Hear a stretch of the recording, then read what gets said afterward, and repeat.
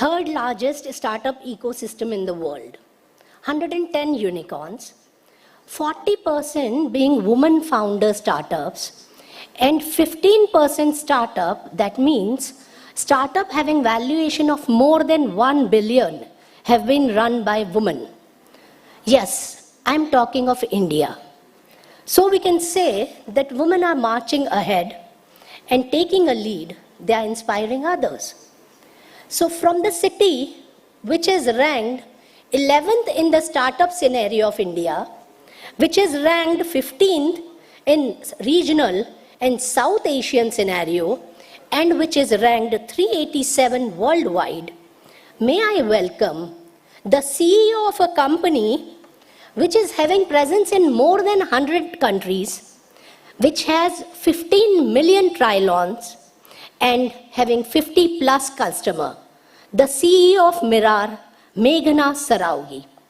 Before we start, I would like to thank our education partner, GD Goenka School, most preferred school for overall development and grooming of kids at Indore and around, Atulya Organics for providing organic solutions for all our beauty needs, and our creative partner, VMA. Sarojini Naidu once quoted, Stritvam Shaktihi Sacheta, Stritvam Yasha Dharana. Being a woman is a strength and consciousness. Being a woman is carrying fame, unquote. With these words, may I request dynamic and enthusiastic moderator and session chair, Architect Vibha Jain, Director, The Nest Architect, and Secretary, Infobeans Foundation, to escort Ms. Meghna Saraogi, CEO and co-founder mirrAR, on the stage. I was listening to Meghna's TED Talks. तुमसे नहीं हो पाएगा. जब हम ये शब्द सुनते हैं तो क्या होता है? दो रिएक्शन हो सकते हैं. At times we feel कि नहीं यार शायद नहीं हो पाएगा, और at times हमें ये लगता है कि नहीं कर ही लेंगे. ये words तुमसे नहीं हो पाएगा have changed Meghna's life. मेघना ने जॉब छोड़ा and she said, I'm going to make sure that I'll do it.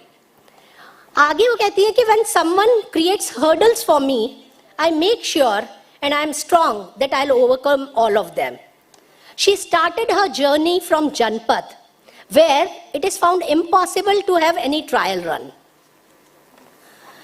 We plant the garden as we believe in tomorrow. It is our tradition to welcome our guests by offering saplings, a hope, a vision for tomorrow.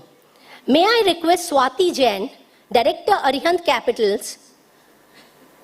May I request Shonali Paul, IMA board members,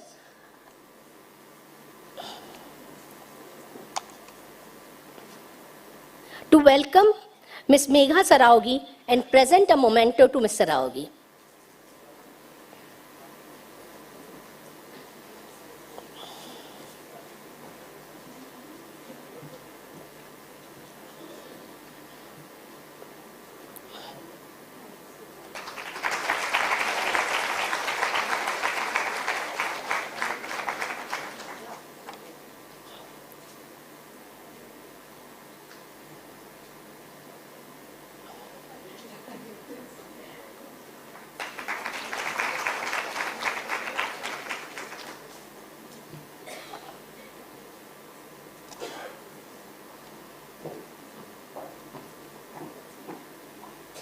Necessity or problems are the mother of inventions, and now problems are the inventors of all our startups. Meghna is an example that women are empowered. They are marching ahead as entrepreneurs, and they are taking the lead. Now, may I request Vibha Jain to take the session further.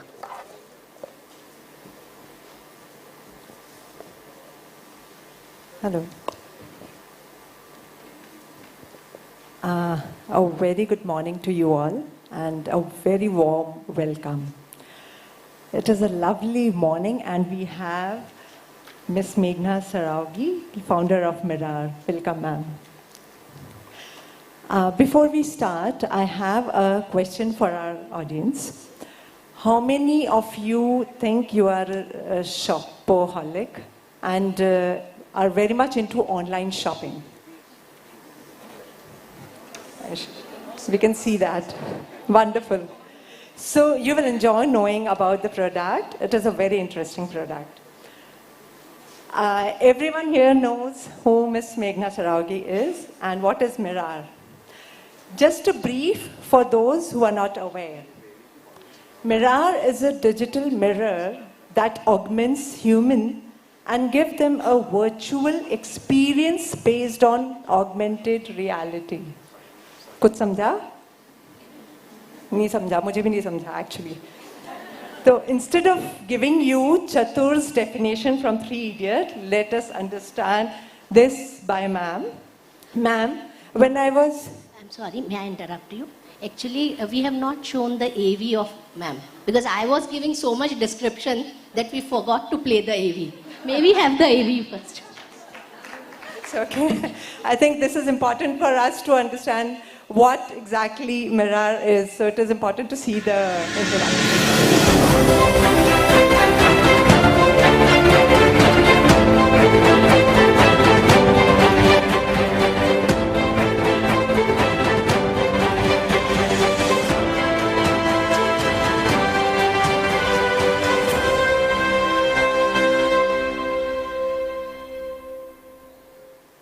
Meghna Saraogi, the founder and CEO of mirrAR. A graduate of the esteemed Srishti School of Art, Design and Technology, Meghna's creative prowess is evident in her unique approach to entrepreneurship. Today, as the driving force behind mirrAR, Meghna has seamlessly blended her creative expertise, PR acumen and product design sensibilities to elevate her brand to global recognition.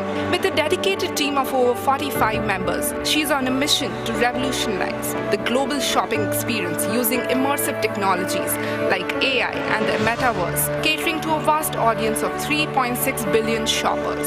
Meghna's leadership at mirrAR has yielded impressive results, securing $2.7 million in funding from prominent angel investors in just a few years. Her vision extends beyond financial success. She believes that AI-powered virtual try-on experiences will become integral to the global shopping ecosystem, driving substantial revenue enablement. Please welcome Meghna Saraogi. Thank you, Garjana. And yeah, this is the Power Pack women from Indore. So proud to say that. So ma'am, when I was researching about mirrAR, I came across few terms like AR, augmented reality, VR, virtual reality, and AI, artificial intelligence. I am not from technical background and fear technology. And many women here also do. There are many who are from technical background, but I'm sure many fear technology too. ये term सुन के ऐसा लगता है जैसे कोई aliens आ गए हैं. Can you please explain in layman's language or in Ranchor Das Chanchar's word what AI, AR and VR is? Firstly, thank you so much for having me here. Indore is home for me, and this is actually the first time, I'm able to share what I'm doing, who I am, how I grew from Indore, now in Bangalore, in Indore, and I'm absolutely grateful for this opportunity. As you rightly said, 10 years back, these were all alien words to me as well. So, to give you the most layman explanation, how many of you have a Snapchat or Instagram on your phones right now? Great. Let's do an activity. Please open Instagram. Open any filter on Instagram and do a front camera. Let me know if we are there. Great. So, the filter that you have opened and you are able to see it on yourself, that means you are in the same environment. Your environment has not changed. The camera is same. Your face is same. There is just another filter on you making you feel or look better, which you might or might not be in the same space right now. That's what AR is. So AR means, augmented reality means, you being anything in your real surrounding. That means our surrounding is this. In this surrounding, if I make you see a bag which you can move around, that is AR. If I make you try a lipstick on yourself virtually. So in real surrounding, anything that you are able to interact with a device, and that device can be an iPad, a phone, anything that has a camera, that is called augmented reality. Virtual reality, which is VR, is something where you will have to wear an Oculus glass. So anything where you wear a headset on your eyes, or something like a Google Lens, or a Snap Lens, right? Which is an external device. Abhi AR mein you are not wearing an external device on your face. In VR, you wear an external device on your face, and you are transformed to another world. While you are sitting here, I can make you feel you are standing on a New York Times Square and probably dancing there. That is what a VR is. So VR lets you experience with an external device and lets you transform to another world. So people wear VR glasses and play games, right, where they are fighting, shooting, doing all of that. That is VR. AI, which is artificial intelligence, is the most talked about technology right now.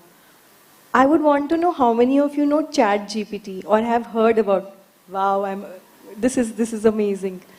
So, as you know, technology like ChatGPT, Midjourney, they are all trained on AI. So artificial intelligence means it's an intelligence, but it's an intelligence through data. Millions of data have been trained to show you AI or to give you experience in AI. It can be a search engine, it can be an image search, it can be something like ChatGPT where you are just asking a question, but behind the back, the technology is constantly training the data to give you the accurate answer, and that is AI. I hope I have been able to explain in your chatur words. In Ranchordas Chancha's word, yes, you have, and everybody from education background. I think we should have such professors. You have actually explained in such an easy language. Now, I have never heard such an explanation for all these terms. Thank you, ma'am. So in India, jewelry shopping is a family affair, a celebration or an event. पूरा परिवार एक साथ जाता है, कभी कोई शादी की jewelry की shopping करना हो खास कर तो मामा मामी काका काकी and everything. I think the padosi also goes for jewelry shopping. How were you so sure that this technology will be accepted so easily, especially in jewelry segment, where they can see the design and its beauty but cannot touch it? How did you think they can shop jewelry online? I had no belief they will agree to it. So I'll give you a background. I'm from Indore. I studied in Indore till my schooling. Then I moved for my education to Delhi and then Bangalore. After Bangalore, I had started my business. I was working on Style.me, which is an instant fashion advice platform. And we were struggling to raise funds, to get clients, etc. And you know how moms are.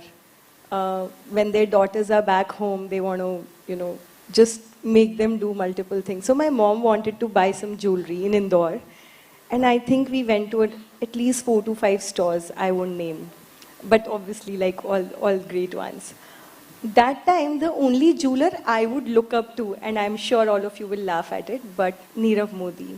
I mean, I think his designs were spectacular. So every store that I would enter, in my head, I would remember the Priyanka Chopra ad, the earrings that she was wearing in Nirav Modi's ad. And in my head, it was that jewelry or that kind of design, which I was trying to find in these stores, which I didn't get.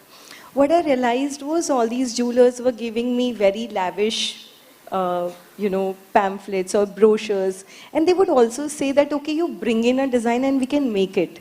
But my concern was I was sitting in Delhi. And how do I trust that with a design, they'll be able to produce something exactly same? And that's when I thought that jewelry is a very capital-intensive industry. So for a jeweler to expand, whether it is in stores or inventory, it takes a lot of capital. During those times, I was very mesmerized with the experience of Snapchat and Instagram. I don't know how many of you tried, but there used to be this doggy filter of Snapchat where you take out your tongue and it's like a dog filter. And that inspired me to bring in augmented reality in retail. I thought that because the AR is evolving constantly, our phone cameras are becoming better. If we are so addicted to our phones, just imagine if people will be able to just try jewelry, virtually, see the size, how it looks on your face, from the size, color, etc. And that is how we started. We did struggle for the first 1.5 years to get like 5 clients, but once we started, we had a great job. Yeah, of course, you are, I think, you were the pioneer in this field. What were the pros and cons of being a pioneer? So, the biggest pros was that people had not seen this before, so it was very new, innovative. But also, as you rightly said, that jewelry is a very family-run business in India. They were running in a certain way and they didn't want it to change. They were in such a comfort zone that any change was not acceptable. So to convince people the value that it will drive, the kind of ROI that you can get, today we've been able to drive a upsale increment of around 32% for brands only through AR. If I had said this 6 years back, no one would trust me or believe in me. So it took really, really long to go to every door, every step, give people it for free, give it for trial, to just let them have a flavor of it and try it. I think once people started using it, we were seen as global leaders, especially in the jewelry industry. And then it became a pro, because now today I know any jeweler who wants to start trying also AR, they will look at mirrAR. So I keep saying, and I'm very proud of this, that in India, for jewelry brands, for jewelers, AR means mirrAR. And that's the kind of branding we've been able to build. That's very true. So ma'am, you are a bachelor in arts. And I think you are into creative field. You are more of a creative person. And you started a tech company. Many women here, though multi-talented, fail to showcase their talent to the world due to fear of technology. How did you overcome this aspect of your business without any technical knowledge? I think I love answering that question. Because, so firstly, not just I'm a non-techie, I'm also a very lazy person.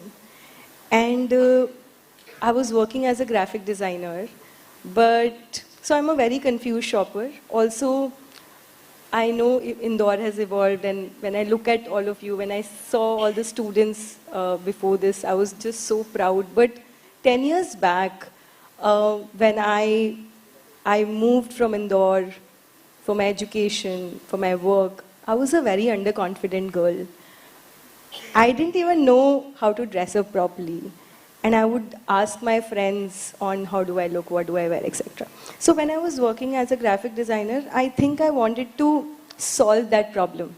So we did a study, and as per a study, a woman spends 1 year of her entire life in just deciding what does she want to wear. Okay? And I thought that was a very big problem to solve. So I wanted to build a tech company, and you rightly said I had no tech knowledge. But as I also said, I was lazy. So I was just sitting on that idea until one day my friend said, "Why are you even thinking about it? You're so lazy that you will never do it." That day I realized I have another strength. If someone tells me I can't do it, I'll prove you wrong. And that's why I started. I think I was very lucky that I was designing annual reports for InfoEdge. InfoEdge is the parent company for Naukri.com, Jeevansathi, 99 Acres. And I was privileged to be directly meeting and working with the founder and CEO then, Sanjeev Bikhchandani, who's now my mentor. And when I decided finally that I'm going to build this, I reached out to him. And because I was a designer, I could just go with all the design flows, paperwork, etc. And he said, this looks great, but what do you want from me? And I told him, look, I know I want to build the world's largest fashion tech company, but unfortunately I don't know tech and I don't know coding. I don't know how I'm going to do it, but I'll find my way out. I just want you to be my mentor. And he agreed. So that day I realized that you should always ask. And he guided me throughout. So the first set of 2 people that I hired were from a college in Indore, GSITS. And that is how I started building. So even if they would write French in coding, I wouldn't know. But it was about the trust that I got in people who started working with me. It was the vision that I was able to share with people that even today, I don't understand coding, I don't know technology, but I know as a consumer what I want in my brand. And I'm able to share my vision with my team so strongly and build a team that is able to build a world-class product. That's wonderful. Oh, that's very inspiring, actually. So I think that will help us, overcome our fear of technology. Great. So as you said, rightly said, Style.me was your fashion platform initially. So please share the journey of transition from Style.me to mirrAR, or the birth of mirrAR from Style.me. Is it something like the transition of Facebook to Meta? Not really. So Style.me was an instant fashion advice app.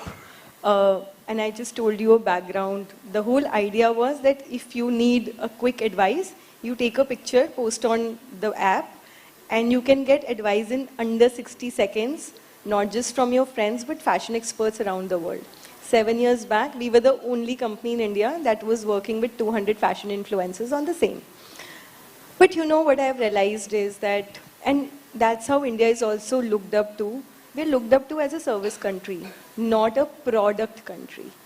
And I think I couldn't reach out to the right people for the right product, not like we build a bad product, but we just realized we were too ahead of its time. Today, if you look at e-commerce, shopping assistants, video calling, chat are very common. 7 years back, it wasn't. So the origin of mirrAR was literally because Style.me could not succeed or grow. We were not able to raise funds, not able to pay salaries, not able to pay rent.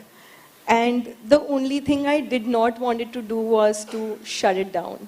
And that's why in that whole process, I was looking at ways to pivot, ways to stick to my core vision of revolutionizing retail globally online, but probably with something else. And that's when mirrAR was built. When I told you the story about me coming and going to shopping with my mom for jewelry, that is when I thought that probably we can pivot it into an augmented reality company.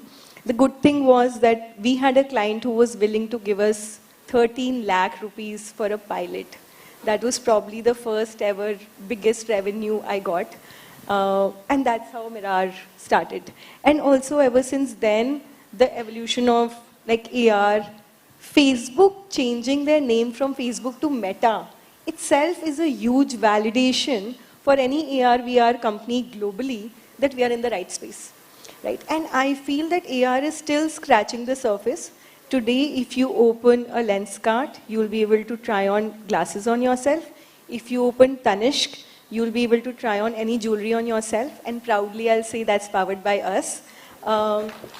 So you open any of these retail e-commerce that is evolving, the whole vision is that how brands enable consumers to be able to feel more, great when they are seeing their products online. How you are able to see it on yourself, the way you'll see it on yourself when you are in a store. So we are trying to bridge that online and offline gap through AR, and I think the journey was very organic, I would say. Very, very interesting to hear that. So, ma'am, online education was a fad during COVID.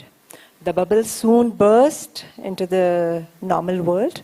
Similarly, leaving the apparel and branded basics, how did the post-COVID situation react to jewelry and eyewear online shopping, which is very specific to personal features?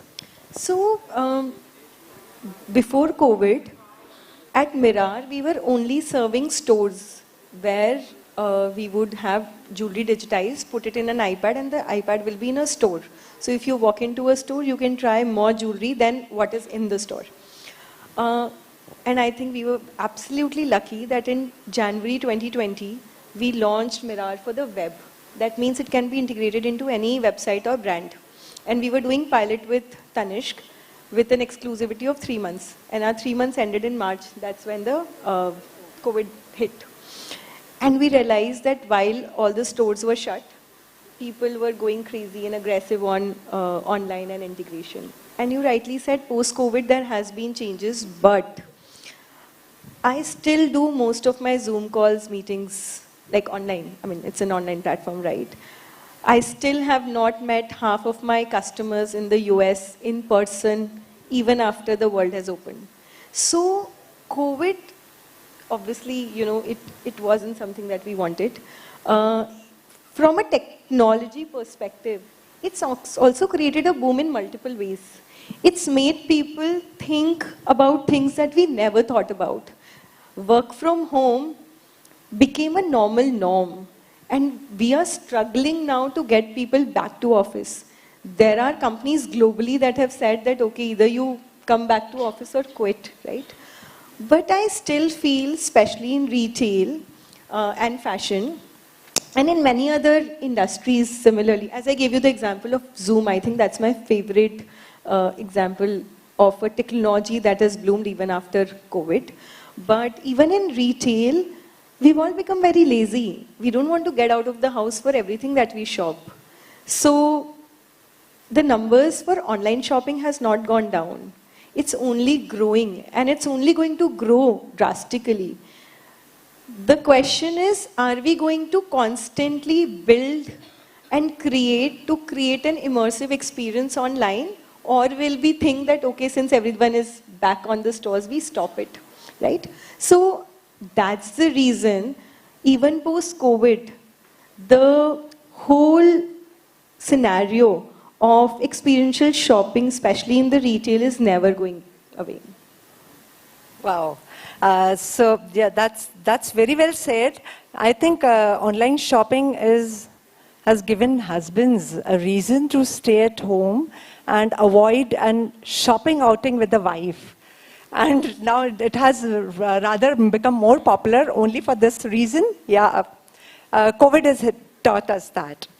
I think there are many more questions for me to, and so many things to ask. I'll definitely do that below the dais. Time is not permitting us to take it any further. Thank you, ma'am. It has been really a wonderful talk. And I am sure audience too has gained a new perspective about mirrAR and about online shopping and about jewelry shopping or jewelry online shopping. And don't forget to try mirrAR and shop for jewelry pieces, eyewear, and of course lipstick shades at the comfort of your home. Over to you, Garjana. Thank you. Thank you, Meghna, for making us leap into the metaverse, for making us understand augmented reality and artificial intelligence in our day-to-day life, in our dressing, in our styling, from jewelry to makeup. And I'm sure that AI and AR solution will work towards providing us innovative solution for our desire of looking apt and looking gorgeous. Thanks to our education partner GD Goenka School. Thanks to Atulya Organics and our creative partner VMA. Thanks to the audience. Thank you.